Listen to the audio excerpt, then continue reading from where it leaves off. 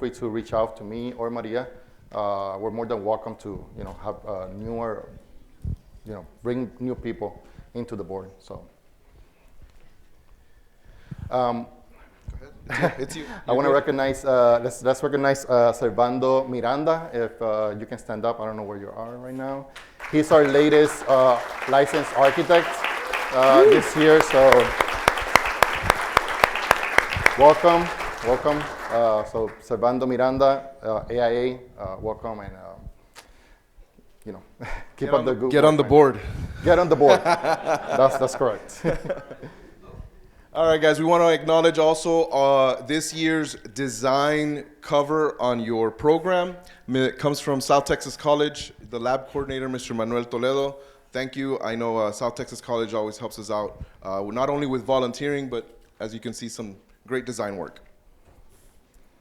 Going over some of our sponsors, we'll hold the applause till the end because it's quite a bit. Yeah. For our Isla Mixer tonight, these are our sponsors, Armco, ERO Architects, Sika. WJSW. No, WJW is Expo Fiesta. Come on, dude, read. Sorry. Got him, The got Expo him, got him. Fiesta sponsor, WJSW. Our architecture tour, if you missed it, pretty good. But yes. South Texas College was our sponsor. The Keynote luncheon sponsor is Texas Wilson. Our keynote speaker sponsors, Limon Masonry and Solorio. Our keynote speaker sponsor, Noble. Tarquette. Gift sponsor, BRW Architects. Other gift sponsor, D. Wilson. Other gift sponsor, Floor and Decor. And last gift sponsor, Terracon. And then our last sponsor is our break sponsor, Robert Kistner. As I mentioned at our tour, we try and keep our conference affordable, and it can't be done without our sponsors. So please recognize them, give them a loud applause. If you see them, tell them thank you.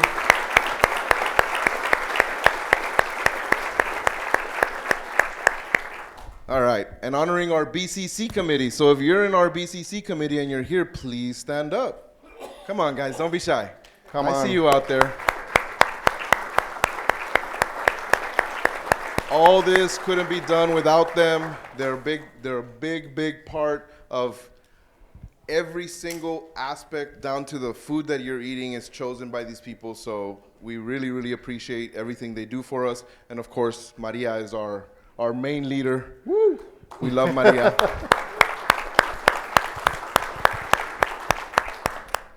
Like I mentioned, we had a tour with Stephen Fox yesterday. Great pictures by Mr. John Falk. If you missed it, sign up. It'll be good next year. There's a possibility it might be international, so get on it. We're going to go over kind of our BCC, what to expect this year. For the first time, we're going to have 2 keynote speakers. The first one's today here at this lunch, Ms. Kathy Lueders, the Starbase General Manager. You can applause. Our second speaker for tomorrow is Nicolas Garcia Mayor. Let's give a round of applause. They're in attendance as well already. Thank you. And I know it's our first time having a second keynote speaker. And I know Saturday everybody wants to go home and everybody wants to go to the beach, but I urge you to stay and listen to this great speaker. And not only that, we're going to try and bribe you. If you come and attend, and you have to be present to win, we're going to give away a prize just to attend. Weekend stay at a condo. So make sure you show up. For our Expo Fiesta, again, acknowledging our vendors, our sponsors. All this can't be done without them. Make sure you go out there and thank them and just go and talk to them. Give them a business card. But as usual, we'll do a small loteria. For today, if you are able to do an X, there's a prize. The rumors are it's an adult beverage, so it should be good. For tomorrow, it'll be the rectangle, a little harder. So there should be some loteria cards given out right before the trade show is open. And so we have this year the student design competition. They are posted in the lobby. Yes. Please go ahead and look at them. They're two really good projects, and vote. There's some stickers there. Place them on the board, and you can vote. We'll recognize our sponsor. We only had 2 entries today, but the winner's going to win $1,000 donated by ROFA Architects.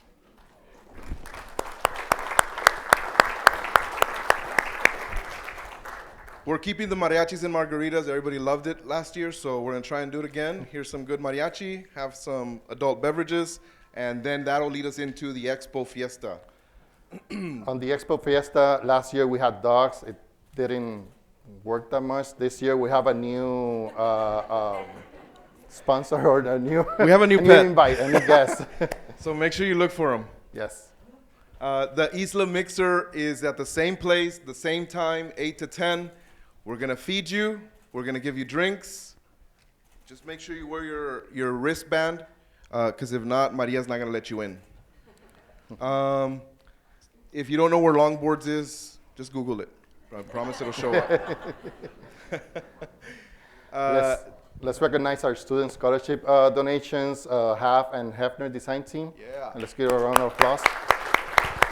If you're a student, can you stand up? A student that partook in the scholarships. Come on, guys. Where are they at? Did they leave? Ah, there you go. They're over here. So through those donations, our students are able to attend for free. You want to do it? So let's start with our year-end recap. chapter. Yes. Thanks. So last year we ended with we had the ski shoot, October 27. Here's some pictures. I know Maria probably shot somebody. I don't know. And then we'll have the ski shoot this year, October 25, right? Yes. Yes. Thanks. And so we are partnered up with the Women in Construction, and everybody's a great partner in this. And all the money that's raised on the AIA side also helps with our student scholarships. Last year we had 2 architecture sessions, one in the spring and one in the fall.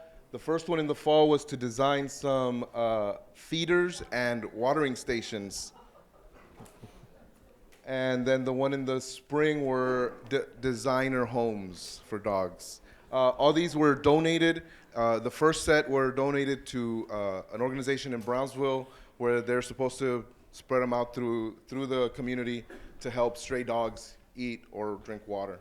And then these were donated to the Harlingen Humane Society. I don't know, who was it?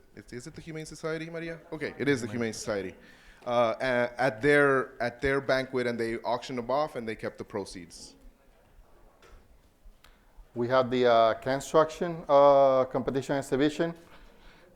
This was this year, and you can see the different structures that were built, especially you can see the SpaceX shuttle.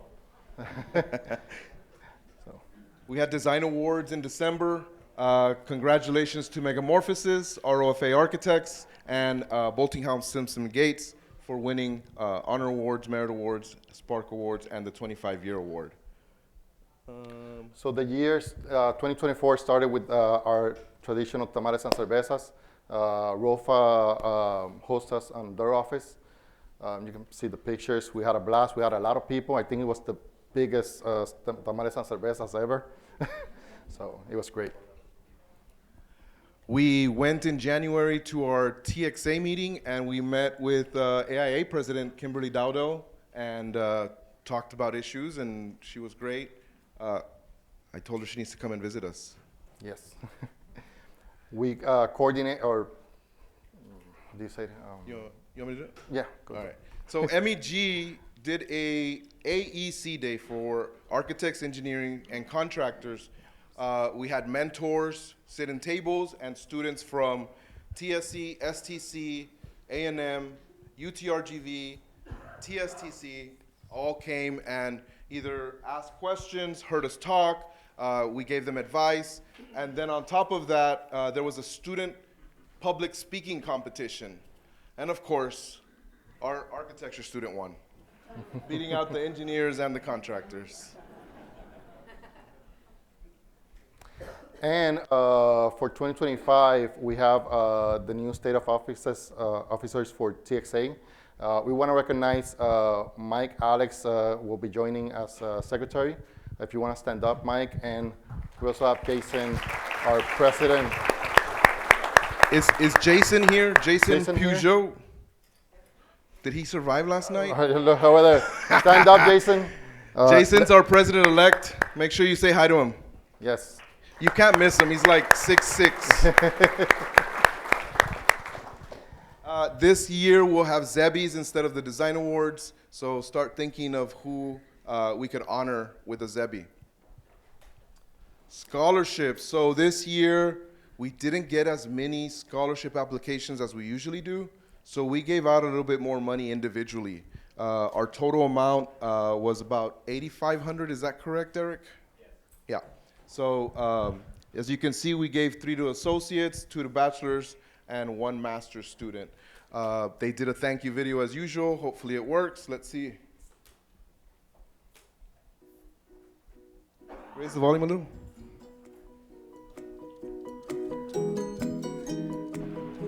Hello, my name is Crystal Ortiz, and I am truly honored and grateful to be able to receive this scholarship.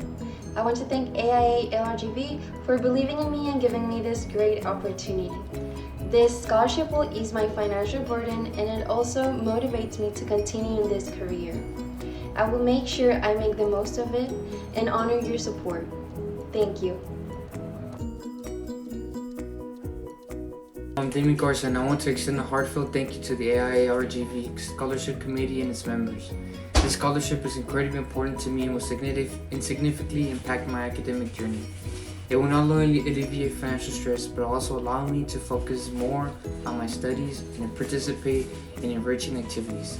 I'm excited to use this opportunity to further my career goals in architecture and contribute meaningfully to the field. Thank you for believing in me and supporting my future.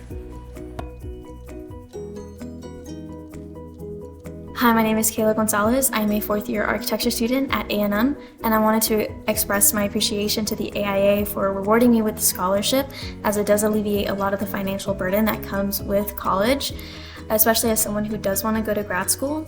So thank you to the AIA for supporting me on this journey to becoming an architect that can hopefully one day serve the Valley. Thank you. Hi everyone, my name is Jonathan Flores, and I'd like to personally thank the AIA LRGV and everyone involved in helping students like myself continue our education with scholarships. And now I am personally here at Texas Tech University. I'm an architect student now. I'd like to personally thank everyone who's been supporting my journey in getting now soon a bachelor's degree. I'd like to thank you guys for creating these scholarships, competitions, and events that help students like myself. So I'd like to personally thank y'all one last time, and keep up the good work. Thank you.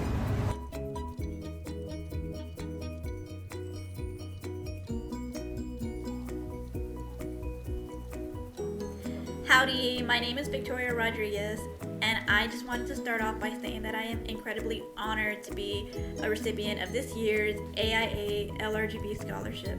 I want to sincerely thank the Scholarship Committee and its members for this amazing opportunity. This scholarship will make a significant difference in my academic journey, allowing me to focus more on my studies and my architecture final thesis project. It will also help me pursue my career goals in architecture with greater confidence, and I'm excited to continue to contribute to our community and making a positive impact in the architecture field. So thank you once again for this amazing opportunity and your support.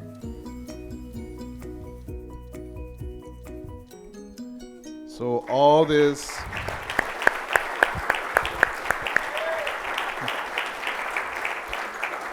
all the scholarships we give out is money that you guys raised. The vendors help out through the different events, from the golf tournament, some of the surplus even from here on the BCC. So thank you guys from the bottom of our hearts. I know the board and the scholarship committee, very, very honored to give more money, right? We're always trying to get more money to give out, but it's all contributions from you guys. So we thank you, and hopefully we'll give out more money next year and get more applications. All right, moving on to our keynote. Do you want to read this or you want me to read it? No, you can read it. All right. Ms. Kathy Lueders is the Starbase General Manager, the first woman to lead NASA's Human Exploration and Operations Mission Directorate. Senior leader with 30 years experience with the National Aeronautics and Space Administration. So, everybody welcome Ms. Kathy Lueders. We need like 30 seconds to switch. Are we switching? 30 seconds. Give us 30 seconds to switch computers and get on there. You want this mic or this mic? All right, perfect.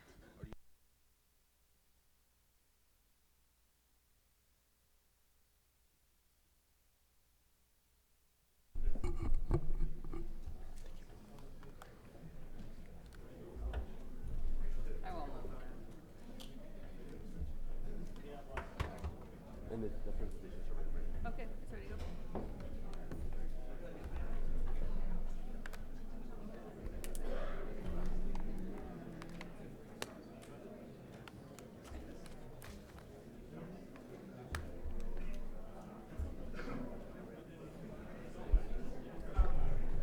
Okay, we'll get ready to go.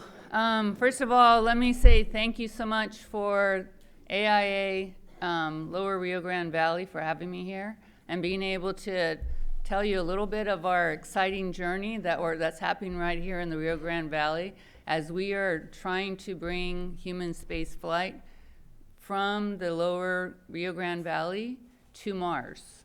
So hopefully one day, what you'll find out is that we, within SpaceX, have lofty goals. And one of our goals is to be able to make human space flight and have us be an interplanetary species. And we firmly believe that unless you have lofty goals, you don't achieve big things. And so as you can see over this last year and a half, and really over the last, and I'll talk a little bit about the SpaceX journey total, our big goal has been to be able to create and bring down the cost of space flight, and with that, be able to enable space travel. So let me get started. Marisol is keeping me straight there. I've learned that I can't kind of keep track of my speech and my charts at the same time, so she always she keeps me out of trouble. So let me talk a little bit about, first of all, what is SpaceX? And then I'll talk a little bit about what we're trying to do at Starbase and how Starbase is evolving. And then I'll talk a little bit about Starship and our advances in Starship. And most of all, I'll have some really cool videos from our flights that we've been doing. And so we'll talk about our evolutionary journey. At SpaceX, we firmly believe that you learn from flying. And so we're constantly building hardware and flying and having each mission achieve more and more of our successive goals that we want to have to be able to achieve our long-term missions and vision of where we need to be going. But you learn so much through flying. So next slide. SpaceX. So I started actually working with SpaceX when SpaceX was just only had less than 100 people. And Elon Musk started the company in 2002, just with a few folks, and at the time he just had a design for an engine, for the Merlin engine. But he had this lofty goal of if there's a way, and at the time when you looked at space flight across the board, it was just struggling with how can we get the cost of space flight down to have it be actually at a cost point where we can really open up the aperture on the kinds of missions that we'll be able to do from a human spaceflight standpoint. So starting with that engine, then he started building and working Falcon 1, and you'll see our succession path as we're beginning to grow and evolve our designs along the way, leading up to the Starship design where we are today. But next slide just kind of shows all the different facilities. SpaceX really just started in a little building in Hawthorne, like in LA. And if you can see, we've been growing and expanding the sites. based on what we need to be able to support the product lines. So we had the site in LA. We moved to a large production facility in Hawthorne, California, so that we could start building and expanding our Falcon 9 rockets. Then we needed to be able to launch, and so you either launch at the Cape at the time, and then also added another West Coast launch capability in Vandenberg. But then you have all these launches, you start realizing, okay, what are we going to launch? Well, we realized we can enable the Starlink and communication capability across the world if we use our lower cost launches to be able to then fly our own Starlink satellites. So we actually build that Starlink market based on us being able to have excess launch capability. And so you can see we keep adding facilities to be able to support our particular activities that we have. In Texas, and Texas is kind of a powerhouse state for us because we have the McGregor facility outside Waco that actually does all the testing on both our Falcon 9 Merlin engines and all the Raptor engines that we put on our Starship vehicles, but also does our first and second stage testing for the Falcon 9s. So every single rocket that goes up to space is touched by Texas. And then obviously I'm going to talk a bunch more about Starbase and what we're doing here in the lower Rio Grande Valley. If you just step back from this little company that really only did its first successful Falcon 9 mission in 2010, by 2023, SpaceX had taken over 87% of the world launch market. So you can see if you have this vision of how do I get spaceflight down to the lowest cost point ever, then that's really what gives us a huge advantage and honestly opened the door for huge industries across the board. Like without that cost point, people wouldn't be, just the Starlink mission is there, but other constellations, us being able to fly cargo to the International Space Station, flying crew to the International Space Station, those are all enabled by us being able to have this fleet of vehicles. The next slide just gives you a little bit of a sense of the little dot on the left-hand side is a person. And then if you look over at Starship, it's close to 400 feet tall. Oh, there it goes. There it goes. Makes me a little nervous for the videos coming up, but we'll all keep our fingers crossed and let it go. I saw the other video go. I was very happy to see those thank yous, so I'm hoping the same, that we start hearing some roaring engines when we get to ours. If you think about it, when we flew to the moon, when NASA flew to the moon on the Saturn V, it was the most powerful rocket that had ever been around the world. And that vehicle had about 8 million pounds of thrust. And it was what really enabled to be able to fly the Apollo capsules and be able to have our missions go to the moon. The Starship has almost 17 million pounds of thrust, double the Saturn V.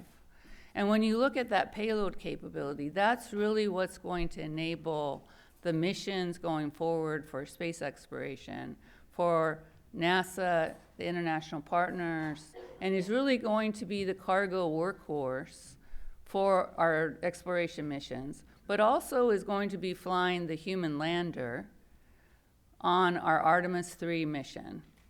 It'll be flying it, launching uncrewed, and then we'll rendezvous with the Orion crew capsule around the moon, and then be landing on the moon. So you can see that we've been building these successive capabilities, focusing on how do we continue to bring this cost of upmass down to be able to enable more and more advancing missions going forward. So each of these, it doesn't just happen overnight. You know, it took a little while to go from that engine to the first Falcon 9 mission. And we had a single engine Falcon, the Falcon 1, And even between 2002 and 2008, I mean, it was 6 years of trying to get a successful Falcon 1 mission. Elon always jokes about what's the quickest way to become a space millionaire? Start out as a billionaire and spend a lot of money trying to build rockets and have rockets sometimes work, sometimes not work, and investing in that, and it's a quick way to spend your money. But when you see it and you're building on that investment, you can see that it enables us to be able to execute on these missions that we talked about. Next slide. Let me talk a little bit about Starbase, because this is to me, I always tell everybody, Starbase is owned by everybody here in the lower Rio Grande, because 80% of the folks that are out there working every day at Starbase are from the Rio Grande area. And one of the things I'm most proud about, people used to come up to me when I was working for NASA and be able to say, what can I do to be a rocket scientist? I live out like away from Houston, away from the Kennedy Space Center. Where can I be? And what I am so proud of is that there are people here in the Rio Grande Valley that are every day touching our vehicles that we're going up into space and that are getting us ready to be able to land on the moon, and are absolutely going to be working towards us being able to one day go to Mars. So let me just give you a little bit of an overview. The great thing about Starbase, it is that it has concentrated capability to be able to design, produce, test, and launch all in a single site. And what that does for us is it enables us to be able to learn in a test and then be able to go to our production facility if we need to make a part. We actually make a part there, be able to go and then take it and make the modifications at the launch site to be able then to enable us to be able to launch. And we're working towards also returning to the launch site for our next mission. So that is another way for us to be bringing the cost of launch down. If you can, SpaceX from the very beginning wanted to have a reusable rocket, something that rocket companies had tried to do for tens of years, and it didn't happen the first time. It took us a little while to be able to get those Falcon 9 first stages, but we now have certain first stages that have landed like 27 times. And what that allows us to do for the Falcon 9 is be able to return that booster and then fly it again days later. It really enables the ability for us to be able to launch. We launched over 150 times between Vandenberg and the Cape last year, and it was really enabled by us having reusability. And so this reusability is going to be a really critical part of us flying our starships and being able to meet the cadence that we need to have happen for our NASA missions that we have coming up, our DoD missions that we have coming up, and we would also like to be able to do it for our Starlink and other missions that we have coming up. But Starbase isn't just a production, test, and launch facility. It's actually a big 450 of us live there. So it's also it's also home for a bunch of us that work at Starbase. It's also, we have a school. We have lots of different activities going on that include us being able to live and work and be able to work on our missions and be able to get those missions done as quickly as possible. Next slide. All this, dun, dun, dun. I have this little, no, next slide. Here. All this takes, it's another place where Elon's starting with billions of dollars and he's continuing to spend because he's investing in our ability to be able to do this, and is continued to invest in the facilities that are out there, the hardware that's getting ready right now to be able to fly, the people that are moving down, the homes that we're building, the food, the gym, the school, all the capabilities that we have. And then that all obviously also helps. Then we need support for all those activities from the Rio Grande Valley. So all of that is investment from the company in the Rio Grande Valley, and obviously we need support from lots of people around for us to be able to conduct the missions that we have going on. This next picture is one of my favorites because, you know, we can talk about hardware a bunch, and you'll see lots of pictures of hardware, but none of it happens without the people.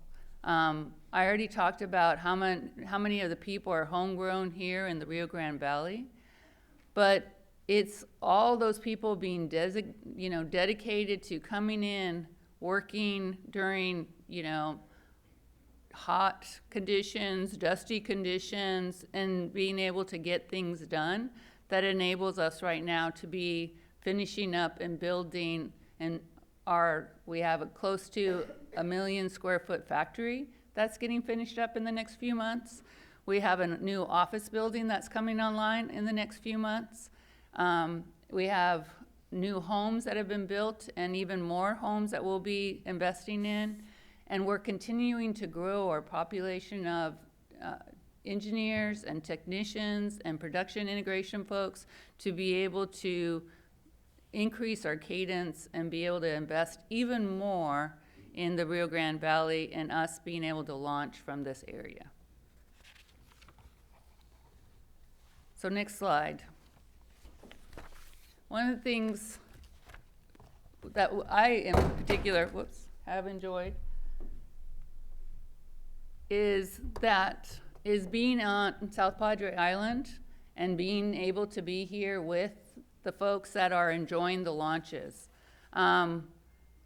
We're hoping that you also, and people are recognizing that these are launches that recognize the talent that's around us, and honestly also recognize that these are steps in our progress to be able to conduct missions that are critical to the U.S.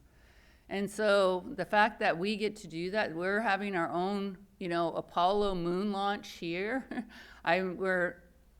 We feel that excitement from the crowds that come and cheer up with us.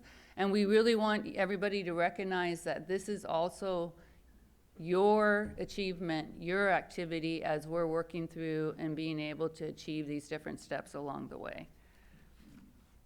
And it's really, really cool to see that the condo owners, the hotel owners, the people around here, that the restaurants are packed, the hotels are packed, and people are enjoying the fact that they get to be with us and be able to celebrate the achievements and the progress that we're making towards our test flights moving forward. So let me talk a little bit more about Starship. You got the little teaser flights, or the slides, so you know that it's big. You saw how much bigger it is than the current fleet that we have, and I already talked about the amount of thrust that the Starship has. What's really, really amazing about this, and I'll run to the next slide for the overview, is just it's really been built for us, as I've already talked about, to be able to return and reuse. And we understand that folks here are not used to being able to see rockets launch and reuse. And so one of the things I wanted to talk to you a little bit about today is that we're trying to let people know what that looks like so that they understand what a successful mission looks like. And a successful mission is going to be when you're going to get to hear the sonic booms. At the Cape, we had to tell everybody when we first started returning, the sonic booms mean that it made it safely to the pad, made it safely back to the pad. If you don't hear anything, it means that we had to send it far away, and you're not going to hear that. You're not going to hear, just like on the last flight, if you were in South Padre, you didn't hear anything when it landed because it was way out in the Gulf when it was landing.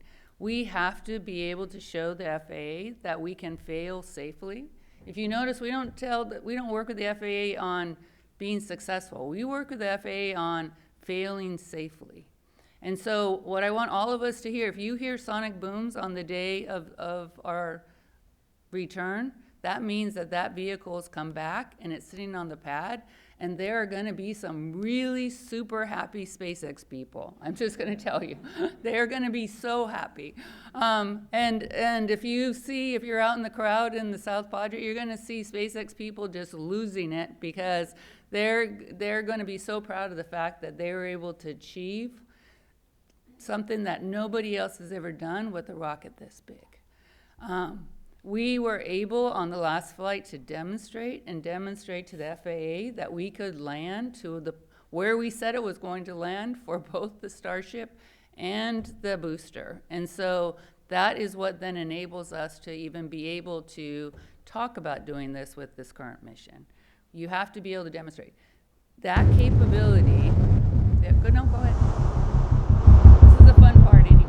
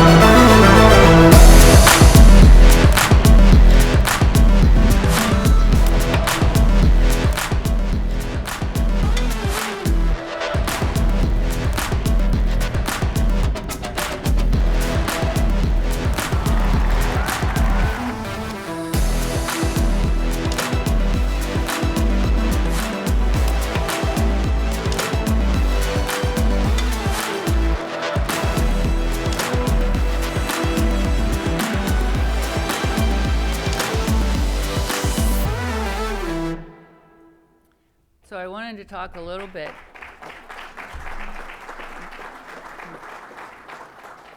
If you noticed, that video kind of walks through the succession of learning that we've had. At the very beginning, doing those little hopper missions, I mean, that's pretty crazy. Who takes a water tank, modifies it, and decides to try to make a rocket out of it so that we can like go figure out how to be able to do landings and be able to work through it. We are constantly trying to get to flight so we can learn and make the next rocket better. And the fact that we have all that capability at Starbase really allows us to do that.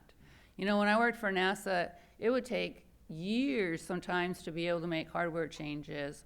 And we would sometimes not make a hardware change because we would be always, you know, having to be careful about how much time was it going to take. And what that meant was sometimes we were flying with things that were less capable than we wanted to test because we just couldn't get it done in time. It is so amazing to work for a company that now, like, we're able to just, if we go, oh crap, we would really like to fix that before the next mission, we know that we have people that can go build the parts and be able to install it and get it in not years, but in days, and then enable us to be able to go take that new design and be able to then test that particular configuration. Huge, huge benefit for us. But you can see that all those flights, every flight we learned a little bit more and got us farther for our mission. And so this next mission is going to be really critical for us because we're going to be wanting, as I've already said, to get that booster back. We're not going to bring the Starship back yet, but getting that first round and being able to work through that and being able to work the capture is going to be really critical for us. The next few slides are just continuing to kind of emphasize some of that learning that we've done every time. This is another thing that we learned. You know, when on our last mission, we were returning the Starship, and we actually, this is kind of, it's another place where it's awesome, but we actually left parts of the vehicle uncovered so that we could verify what is it like to not have thermal protection on part of the Starship and be able to get that data. And so we're able to, have instrumentation all over the Starship, and we're able to then thermally map how the vehicle was reacting as we're coming in. Along with that little flap there, that hung in there to the very, very end. And we all know that being able to understand when things are like about ready to fail, as an architect, engineer, one of the things we always struggle with is how much margin do you have? How much thermal margin do you have? How much structural margin do you have? And being able to see this kind of and have this kind of data enables us to be able to design and mature our designs based on real flight data and not just modeling. It also incredibly important for us to be able to anchor our models so that then it helps us be able to test and assess any changes that we need to make going forward. Our Mauro, our thermal protection engineer, was so happy with this test flight. After the flight, I don't think I could have seen anybody that he was just waiting to get all that data ingested into the model so that it would help him with his next round of design. Because you're always trying to perfect how much thermal protection do you need, and then being able to offset for what does that mean for your up mass capability. Next slide. So we already talked about how important it was for us to be able to demonstrate our being able to target and return the booster, and how important that's going to be for us to be able to then have that as a mission objective for this next mission. But this was an amazing thing for us that we were able to hit, and it enabled us, and we're also able to have comm with the vehicles on both the booster side and the Starship side. I saw pictures on that Starship reentry that I've never seen in 30 years working for NASA because of the Starlink capability. We normally, when you go through the Earth's atmosphere, we have what's called our blackout zones where the comm systems don't work because of all the plasma. And so it was the first time I've seen lots of capsules re-enter. It's the first time I've ever seen one actually come through the plasma and be able to see the plasma effects on the vehicle because of our Starship comm. So that's also another reason why the FAA, because we're able to make sure we have comm with the vehicle, that enables us to be able to use termination systems or other guidance maneuvers and be able to control the vehicles. And it's another safety feature that we have for us to be able to ensure that we're going to fail safe. Next slide. Oh, video. More.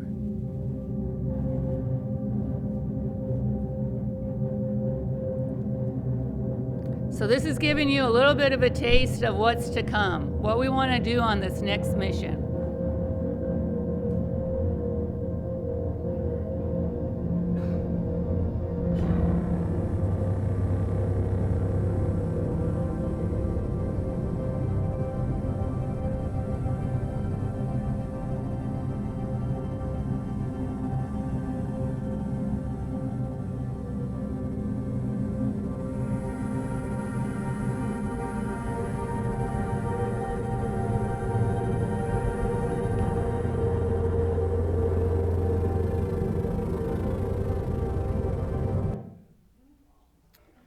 So I don't know if any of you guys think that's going to be easy, but this is why you're going to, if this happens and you hear those sonic booms, we're going to have some really, like those, you saw that video of people jumping up and down. There's going to be some people jumping up and down. Obviously, we're able to demonstrate that entry capability, and now what this enables us to do is to be able to show that we can capture it and with the arms, our tower arms, and then be able to put it back on the mount. This is a very unique tower design. No other launch company has a tower design like this, where that single, we call it our chopsticks, where our chopsticks are used multifunctionally. They're used to stack the vehicle, they're used to catch the vehicle, they're used to move the vehicle around. I mean, it's this very, very flexible system that we have that the teams designed for, and it's the same intent in mind, is how do we do this as cheaply as possible, as flexibly as possible, have systems that are integrated that can conduct our end-to-end mission, and which means, you know, doing testing, being able to stack, being able to launch, and being able to return. Next slide. So we're continuing to work our cadence. I mean, we've got flight vehicle 6, obviously flight vehicle 5's, like we're getting ready to have it sitting on the pad in mid-September. We're still working with the FAA on doing all of our final analysis, making sure that we're clearing all the hurdles to be able to get our license. But we are also working on Flight 6, Flight 7, Flight 8, Flight 9 vehicles are all in flow. If you went into the factory today, you'd see like our boosters and the vehicles lined up as we're getting ready for our successive missions going forward. We're not just working on license applications, obviously, for Flight 5, but we're also working for the other missions going forward, along with the flight objectives that we have, because we have to continue to demonstrate additional capability for us eventually to be able to launch our tanker design that will be fueling the human landing system that will, like I mentioned before, will be going and rendezvousing with Orion spacecraft around the moon and landing in the 2026 timeframe, US astronauts once again on the moon. So if you can look at this, we're building a versatile launch system that can go in LEO, that can take people to the moon, and that will be able to enable us to be able to one day go to Mars. Next slide. So I don't know how much time we have, but I was gonna see if we had any questions, but I don't want to take up your whole afternoon. I know you guys have a ton of things to do. Everybody's now being very bashful, which maybe I should have been there. It sounded like that. What is your background, your training at NASA? So I was one of those people, I tell people I'm a good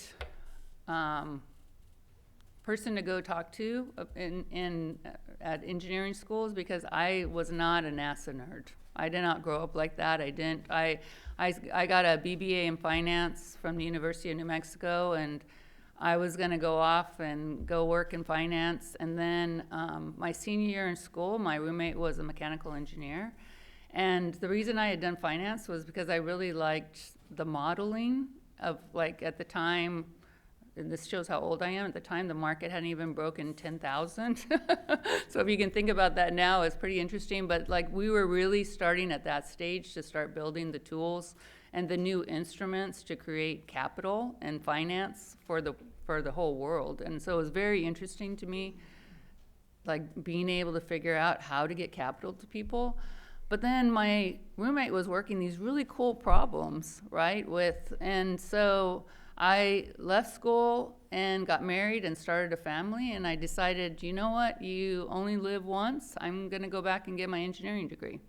So I went back and got a BS and a master's in industrial engineering, and was lucky enough to get a co-op with NASA, and lucky enough to have been able to work on all kinds of really cool stuff, and worked in a propulsion test facility, worked on International Space Station program, was able to work on the first cargo vehicles, and was able to bring crew transportation back to US soil. So, and as the previous slide said, I was able to oversee all of human spaceflight at one point, which was a really big job. So that was a lot of fun. But when I retired, I said, you know what? There's one game changer out here that will change the world from a human exploration standpoint.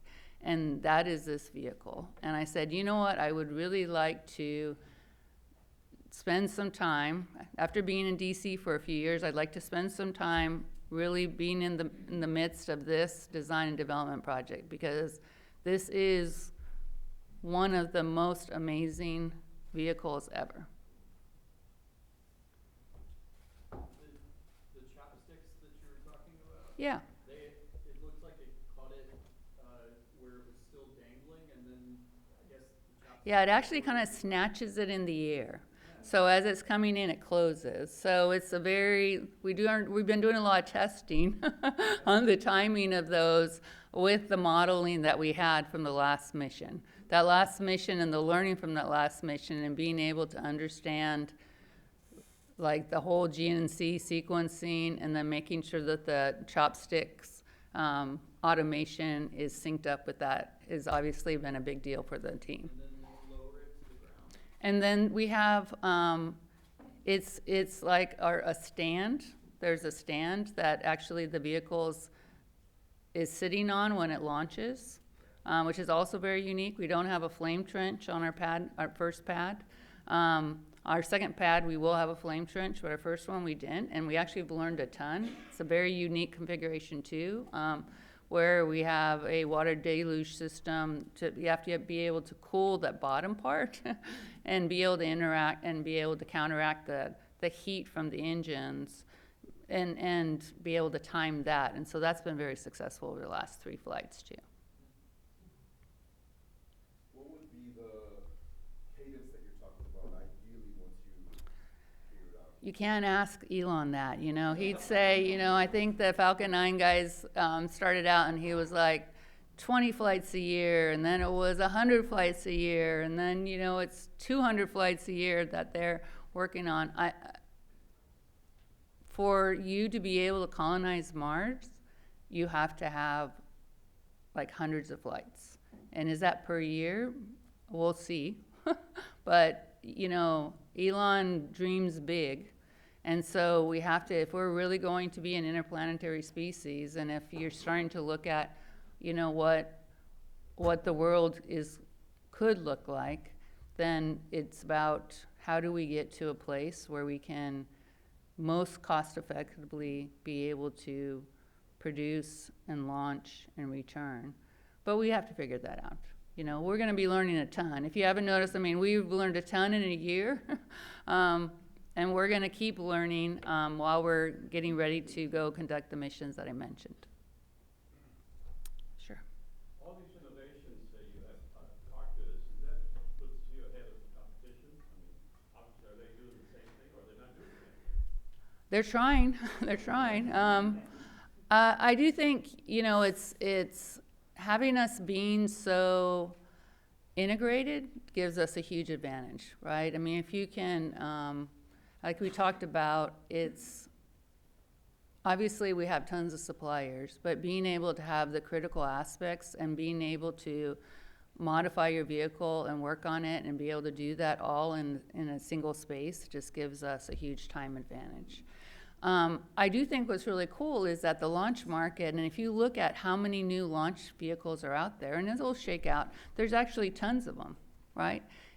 Guess what? SpaceX is a great place to grow launch engineers, and then when they leave the company, they go start their own companies. And we've been in really, I think, over the last 10, 15 years, and just this explosion of small space startups because of the fact that we have companies like SpaceX and Blue Origin's out there. You know, they're getting ready to be able to start flying their own vehicle.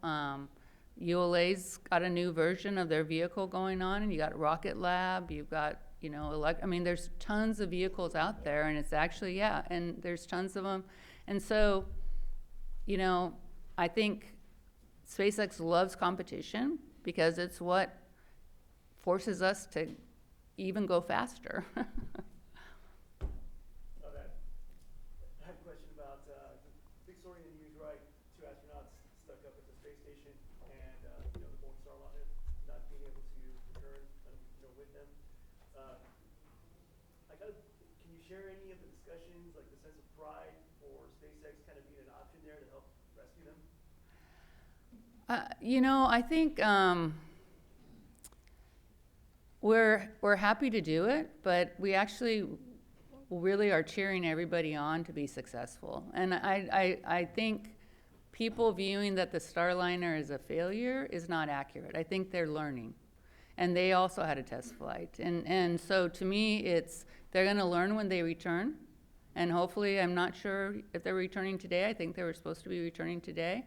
And we're hoping it comes back and everything's great. And then guess what? That there's crew going up and coming back on the next Starliner mission, right? So we actually won competition. You're not going to be an interplanetary species with one company. We need to have, like, the whole thing about, rising tide raises all ships. Like, we want other people to be successful. And so, and we do feel like they had success going up. We're happy that we can, help NASA and be able to have vehicles coming back. But we also know how hard it is to fly. Right? And so we do cheer. I thought what was so cool was, and I spent a lot of my career working with the Starliner folks, so I'm cheering them on everywhere along the way because I know how hard it is to fly and how much effort they have put into this vehicle. And they've flown 3 times in the last 3.5 years, which is actually a pretty amazing feat to be able to fly their crewed vehicle up to the International Space Station. The first one, they had a good test flight, but the next 2, they got up to the space station, which is not an easy thing to do. So we want them to be successful. We want other people out there that are going to be, because honestly, the more people we have flying, the more our space economy is going to grow, and it's not just a SpaceX space economy. We want everybody to be out there going. So I'm hoping this vehicle is coming back, and I'm hoping the next one that goes up is going to have 4 of my crew member friends going up, and we'll be staying up there. But we are obviously happy that we were able to support NASA the way we could. What were some of the reasons why SpaceX chose this location for Starbase? There were other places that looked at. I mean, when you look at just obviously when you're wanting to launch, you're wanting to launch in a remote location right by the ocean, right? And so there were other places that people looked at along the coast.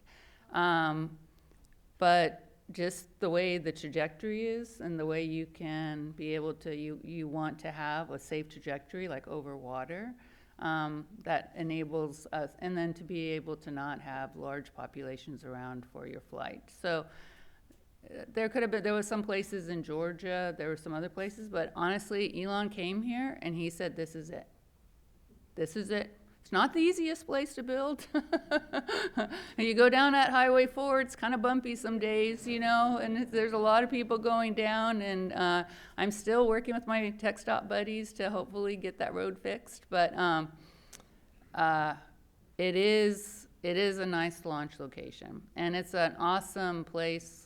Honestly, it's a beautiful place to be in the mornings when you see the sunrise, and in the evenings when you see the sunset, and you can't beat the people here.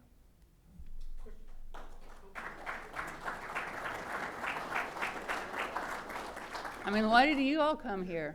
This is what we enjoy, right? Being by the water. I got a really quick question. Sure. If you ever had the opportunity, would you go into space? The first time I went inside the orbiter, and I was like, is this all the room?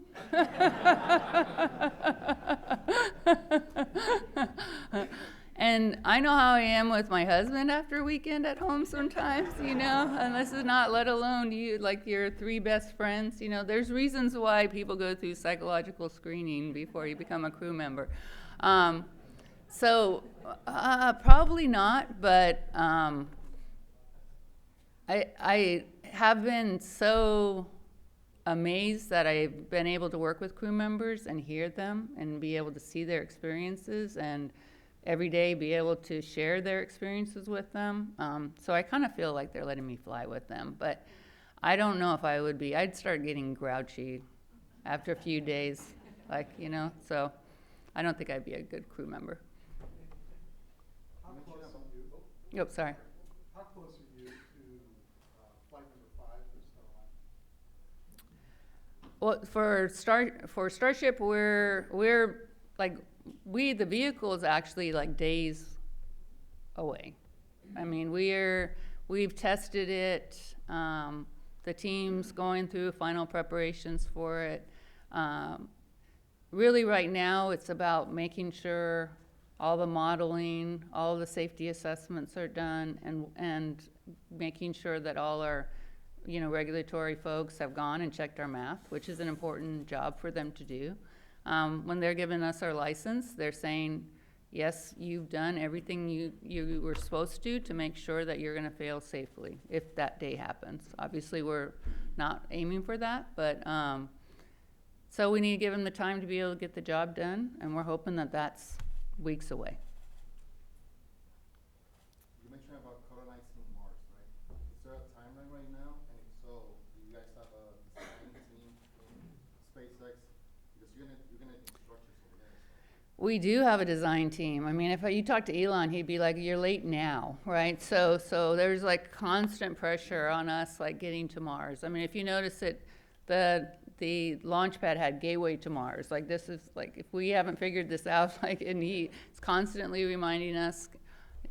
He's told me multiple times, "Kathy, you are already late. Like, you're already late." So, but you know, that constant pressure, it makes you realize that this is an immediate goal and it's not a pipe dream, right? I mean, there's some people that be like, okay, that's like a 20-year away goal, and they slow down. No, this is not a 20-year away. Like, Elon would not be happy with 20 years. He'd be like, that was way too long. We don't know when it is, because we've got to learn a bunch of things to be able to do it safely, right? And depending on how quickly we learn that, and how quickly we can get our vehicles up to try new things to learn it, I think that's going to determine when that happens. But we do have it. We have a team that's dreaming, putting their plans together and working with folks on it. Oh. Can you talk about your interfacing with NASA? Is it formal? Is it informal? Is it committee-based? Is it person-based? Oh, we have, obviously there's tons of different NASA customers that we have and different programs that, so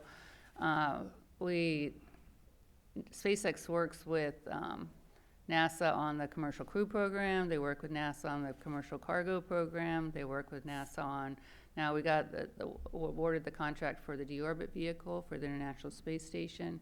We have a contract for the Human Landing System. We have tipping points. We won an award to be able to show propellant transfer on orbit. So it's a constant partnership, probably daily interaction with different NASA customers that we're working on. But not only NASA, I think tons of 3-letter agencies, you know, that we're working with all the time. What buildings would you like to see built out at Starbase in the coming future that you feel like you guys really need? So, you know, we're in the process of really building our mega bays, but I actually feel like it's about what's the infrastructure around us. I actually feel like it's about how do we get things set up in the community to be able to support launching things on Starship. I think that's one of the big challenging things. But also, honestly, anything in the area that is good for people is good for us, because we are always trying to bring the best talent down. Obviously, we got big problems, and we need the smartest people to be able to solve these problems. So anything that's cool in the RGV area, like, we are always looking for ways to be able to energize our folks, get our folks out in the community. I didn't talk about this too much, but you know, we don't just work, we actually want people to be out in the community. So we do multiple monthly events, getting people out and at different restaurants, at different activities in the RGV area to get them there, because we know if you become part of the RGV, you'll stay at Starbase, right? And so getting people attached to this area is very, very important to us. We also really want people to feel part of the community. We've already had close to 2,000 volunteer hours at different organizations because we want people to also be part of, like, how do I help the community? And Maricela helps out with making sure we kind of spread it around the community in different areas and to get people there. One, I'm selfishly want each one of you to be able to recognize the SpaceX people that you live and work with, shop with at the store. I did have an HEB guy that said, "Are you a SpaceX person? Because you're buying a lot of red wine." And I was like, well, I don't know if that's what I want everybody to be thinking about us, but so, but you know, those are the people like you see that have the kids hanging on them or doing like theirs, and often they're wearing their SpaceX t-shirts, but we want you to recognize that we're part of you. And so that you're also recognizing that the things we're doing are your achievements too. Okay, I think that's a good ending. So I'll let you go.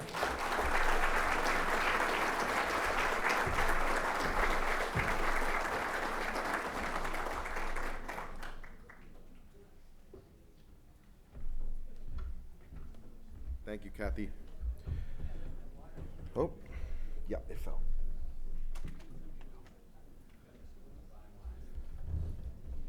One more time, thank you, Kathy.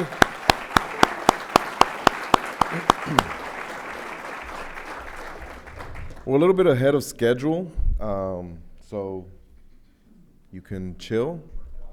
You can go hang out there. You can hang out here. Next class is at 1:30, unless someone wants to make any announcements. So, yeah, go hang out.